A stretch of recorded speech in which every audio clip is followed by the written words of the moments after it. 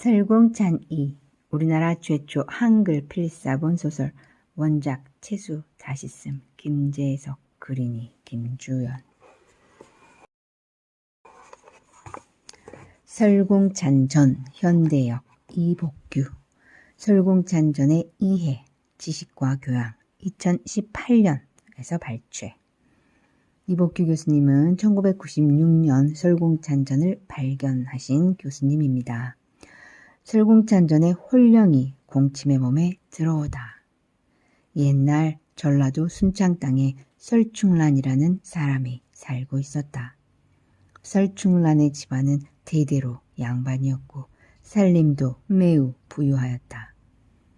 설충란에게는 딸 하나와 아들 하나가 있었다. 그러니 남부러울 것이 없는 집이었다. 그런데 시집간 딸이 자식도 낳지 못하고 일찍 죽었다. 남은 아들의 이름은 설공찬이었다. 설공찬의 아이 때 이름은 숙동이었는데 어릴 때부터 글 공부를 좋아하였다. 한문으로 된 책들을 매우 즐겨 읽고 특히 글 짓는 방법을 다룬 책을 열심히 읽어 글쓰기를 참 잘하였다. 그대로 가면 과거에도 급제하고 가문을 빛낼 아들이었다.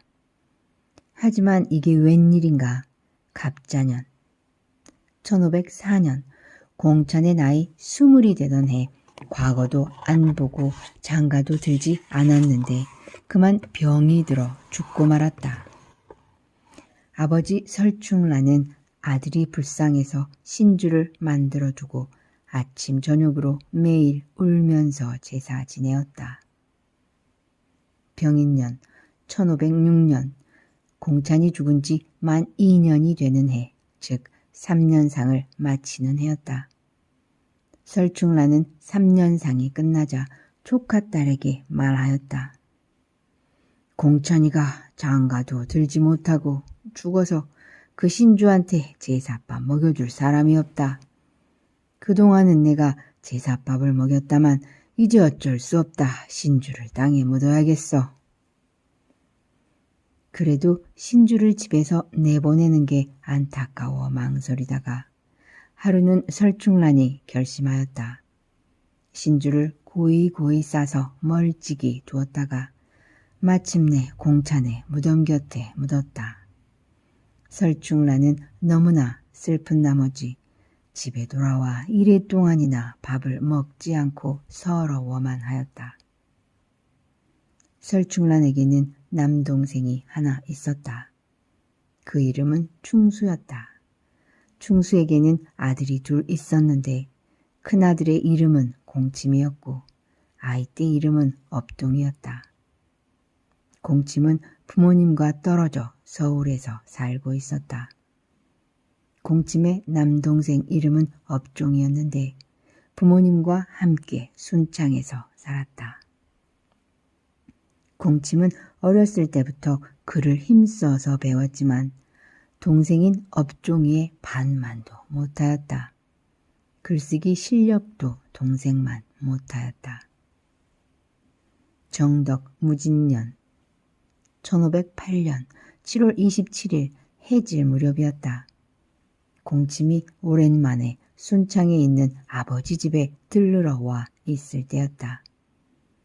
이웃집 아이가 개암나무 잎사귀를 당기고 있는데 예쁜 여자가 공중에서 사뿐히 내려와 춤을 추는 게 아닌가. 그 아이가 너무나 놀라서 집 안으로 뛰어들어갔다.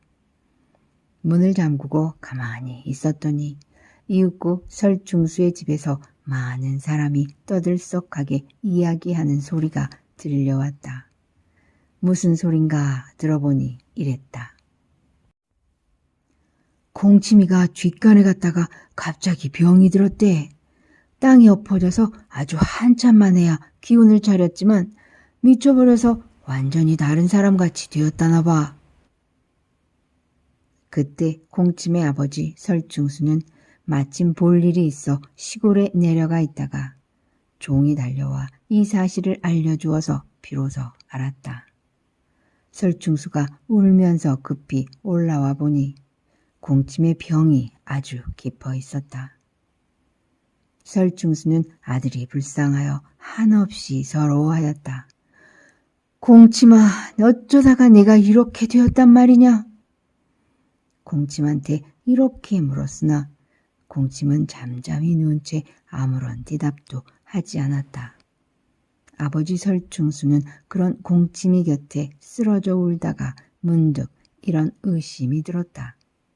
그냥 누우면 요사스러운 귀신이 틈타서 들어올지도 몰라. 귀신 쫓는 사람을 불러다 설공찬의 혼령을 쫓으려 하다.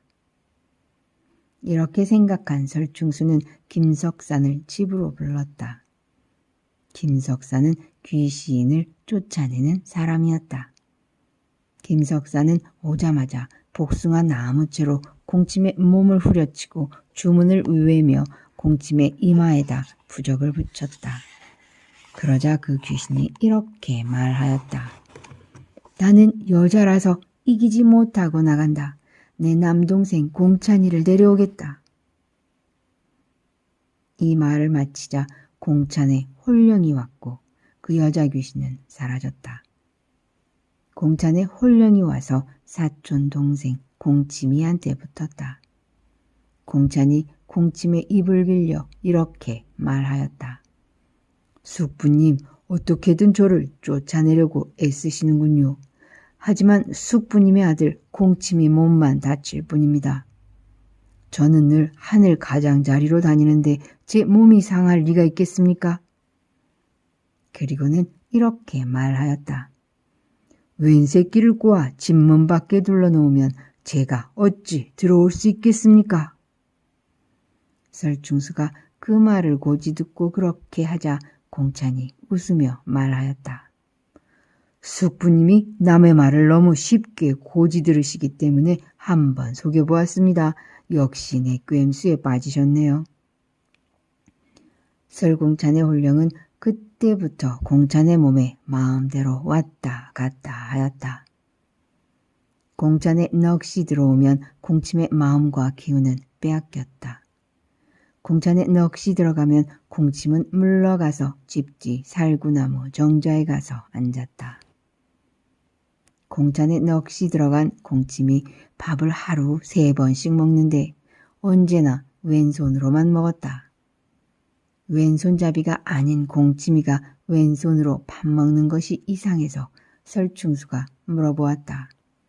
공침아, 내가 예전에 왔을 때는 오른손으로 밥을 먹더니 왜 왼손으로 먹느냐?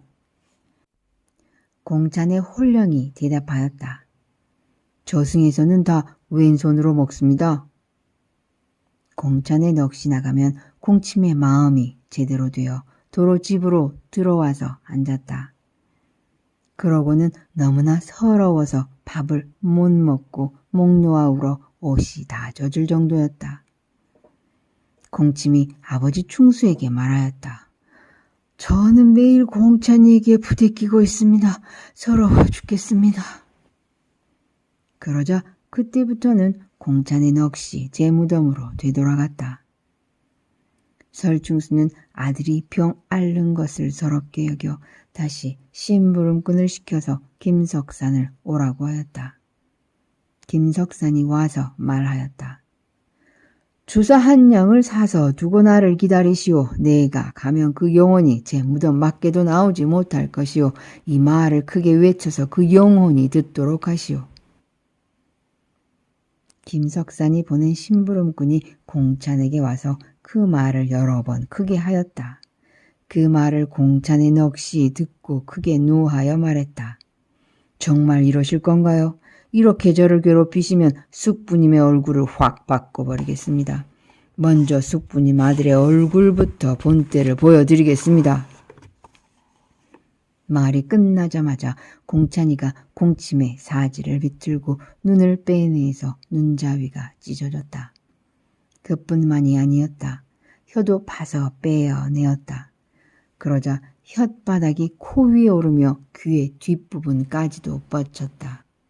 설충수가 곁에서 간호하던 늙은 종을 깨웠더니 그 종도 까무러쳤다가 한참 만에야 깨어났다.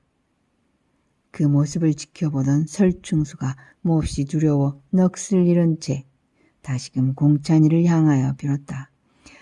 얘야, 김석산이를 돌려보내고 다시는 부르지 않으마.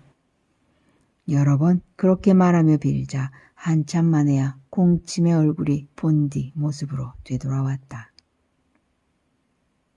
설공찬의 홀령이 저승 소식을 들려주다.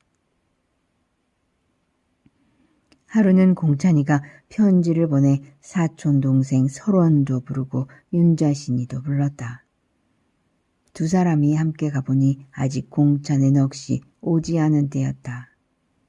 공침이 설원과 윤자신한테 말하였다. 아무래도 나는 이대로 병들어 죽고 말 것 같아. 그러면서 고개를 빼어 눈물을 흘리며 베개를 벤 채 누워 있었다. 공찬의 영혼은 아직 오지 않고 있었다. 그러다가 공침의 말소리가 아주 끊어질 것처럼 희미해졌다. 그때 그 아버지가 소리쳤다. 공찬의 영혼이 또 오고 있구나. 공찬의 넋이 들어오자 공침이 기지개를 켜고 일어나 앉았다. 머리를 긁고 나서 설원과 윤자신이더러 이렇게 말하였다. 공찬의 음성이었다. 내가 너희와 이별한 지 5해나 되었지. 이제 멀리 떨어져 저승에 가 있으니 매우 슬프다. 설원과 윤자신이 공찬의 그 말을 듣고 매우 기이하게 여겨 이렇게 물어보았다. 공찬아, 내가 있는 저승은 어떤 곳인지 궁금하구나. 저승 소식 좀 들려줄래? 공찬이 다음과 같이 저승 이야기를 들려주었다. 얘들아, 저승이 어디에 있는지부터 말해줄게. 저승은 바닷가에 있어. 여기에서 꽤 멀어. 여기서 거기까지 거리가 40리야. 우리는 매우 빠르게 다니기 때문에 여기에서 술시에 나서면 자시에 들어가서 죽시에 성문이 열려 있으면 들어가. 그러고는 저승의 이름, 그곳에서 겪은 일을 이야기하였다. 우리나라 이름은 단월국이라고 해. 중국을 비롯해 모든 나라의 죽은 사람들이 다 이곳에 모이지. 그 숫자가 너무 많아서 모두 얼마나 되는지는 셀 수가 없어. 우리 임금의 이름은 비사문 천왕이야. 육지 사람이 죽어서 들어오면 반드시 이승에서 누가 누구와 어떻게 살았는지 물어봐. 내 부모와 형제와 친척들이 누군지 말해보라 하며 쇠채찍으로 쳐. 맞는 것이 서러워서 울면 사람의 수명을 적은 책을 펼쳐놓고 살펴봐. 그래서 수명이 다하지 않았는데 잘못 잡혀왔으면 그냥 두고 수명이 다해서 잡혀왔으면 곧장 연좌로 잡아가 버려. 나도 죽은 다음에 꼼짝없이 잡혀갔는데 쇠채찍으로 치며 묻는 거야. 내 부모와 형제와 친척이 누구냐? 하고 말이야. 내가 매맞는 게 너무 서러워서 먼저 돌아가신 우리 어머님과 누님의 이름을 댔더니 또 치려고 하는 거야. 그래서 먼저 와 계신 중조부 서리님의 부탁 편지를 받아다가 관리한테 갖다 주었더니 그제야 나를 놓아주었어. 우리 중조부 서리님은 이승에서 대사성 벼슬을 하셨는데 저승에 가서도 좋은 벼슬을 하고 계셨어. 설원과 윤자씨는 그 말을 듣고 신기하기만 하였다. 그래서 이렇게 물었다. 이승과 저승은 어떻게 다른 거야? 거기에서 보고 들은 이야기를 더해줘. 그러자 공찬이 계속해서 저승의 소식을 말해주었다. 이승에서 어진 재상이었으면 죽어 저승에서도 재상벼슬을 그대로 하고 있어. 그리고 이승에서는 여성은 글 공부도 안 시키고 벼슬도 안 주잖아. 저승은 달라. 글 읽고 쓰는 실력만 있으면 여성도 벼슬을 하며 잘 지내. 이승에서 제명대로 살지 못하고 죽은 영혼들 가운데 임금님께 충성스러운 마음으로 바른 말 하다가 죽은 사람은 저승에 가서는 좋은 벼슬을 하고 있었어.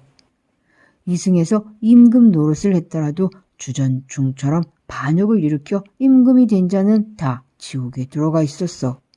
주전중이 누군지 알지? 원래는 당나라 장군인데 반역을 일으켜 양나라를 세워 임금이 된 사람이지. 그리고 적선을 많이 한 사람은 이승에서 천한 신분으로 지냈더라도 저승에서는 높은 신분이 되어 뽐내면서 다녀. 이승에서 서럽게 살지 않고 존귀하게 살았더라도 악을 쌓았으면 저승에 가서 고달프고 불쌍하게 살게 돼. 이승에서 존귀하게 살면서 남한테 원한 살만한 일을 하지 않고 악하게 굴지 않았으면 저승에 가서도 귀하게 살아. 이승에서 남한테 모질게 하고 아무런 공덕도 쌓은 게 없으면 저승에서 그 자손들이 험하게 살게 돼. 민후라고 있지? 그분이 이승에서 살 때 특별히 공을 세운 것은 없었어도 평생 청렴하게 사셨잖아. 저승에 가서 보니 좋은 벼슬을 하고 있었어. 우리 염라대왕 계신 궁궐은 장대하고 위엄이 대단해. 이 세상에서 가장 큰 나라인 중국에 임금이 있는 궁궐은 여기에 비교하면 어림도 없어. 염라대왕이 한번 명령을 내리면 모든 나라의 임금과 어진 사람들이 다 나오는데 그 앞에 질서 있게 앉히고 예약을 연주하지. 염라대왕 앞에 앉은 사람들을 보니 우리 증조부 서리님은 중간쯤에 앉아 계시고 민후는 아래에서 두어자쯤에 앉아 있더군. 저승에서 있었던 사건 하나 말해줄까? 하루는 이런 일이 있었어. 중국의 성화 황제가 아끼는 신하 하나가 저승사자의 손에 이끌려서 저승으로 잡혀왔어. 그러자 성화 황제가 신하인 에바기를 염라대왕께 보내서 이렇게 부탁했어. 방금 잡혀간 아무개는 내가 가장 아끼는 사람입니다. 그러니 딱 1년만 더 살게 해주세요. 이렇게 요청했어. 그랬더니 염라대왕이 뭐랬는 줄 알아? 존자가 특별히 부탁하는 것이니 거절할 수가 없군요. 하지만 1년은 너무 깁니다. 한 달만 살려주지요. 그러자 에바기가 요청했지. 1년으로 해주소서. 그 말을 들은 염라대왕이 벌컥 화를 내면서 말했어. 황제가 비록 천자이지만 사람을 죽이고 살리고 하는 일은 다 내 권한에 속하는 일이야. 그런데 어찌 거듭해서 나한테 이래라 저래라 할 수가 있단 말인가? 이러면서 그 부탁을 들어주지 않았어. 이승에 있던 성화 황제가 그 말을 듣고는 곧바로 예복을 갖추어 입고 신하들을 거느려 직접 염라대왕한테 왔어. 염라대왕 자신은 북쪽 벽 앞에 금으로 만든 의자를 놓고 앉고 황제는 보통 의자에 앉게 하고는 황제가 봐주라는 그 사람을 즉시 잡아오게 하더군. 그리고는 엄한 소리로 이렇게 말했어. 이 사람이 지은 죄가 아주 무겁고 게다가 그 비밀을 함부로 까발렸으니 그 손을 빨리 솥에 넣고 삶아라. 성화 황제가 이승에서는 최고로 힘이 세지만 저승의 염라대왕은 황제의 부탁을 들어주지 않은 거야. 오히려 그 앞에서 그 아끼는 신하에게 벌을 내린 것이지. 이렇게 설공찬의 홀령은 공침의 입을 빌려서 저승에서 보고 들은 이야기를 계속해서 많이 해주었다. 무려 3개월이나 이승에 머무르면서 아주 자세하게 이야기하였다. 나는 저승 소식을 적되 설공찬이가 한 말 그대로 글자 하나도 고치지 않고 썼다. 이 이야기가 꾸며낸 게 아니라 다 사실이라고 모두가 믿을 수 있도록 그렇게 하였다.